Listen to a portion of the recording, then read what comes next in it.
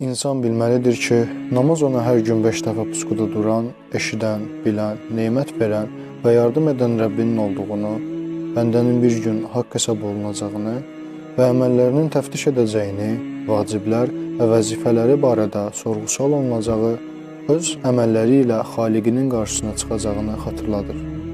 İnsan bilməlidir ki, Allah tərəfindən bu əməlin qəbul olunması üçün namaz onu pis və çirkin işlərdən çəkindirir.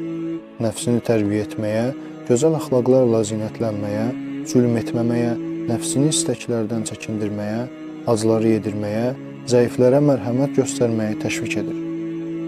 İnsan bilməlidir ki, namaz bəndəni Allahı tanıdıqdan sonra onu yaxınlaşdıran ən üstün vasitədir. Buna görə də Allaha qorxu və ümidlə üz tutmalıdır.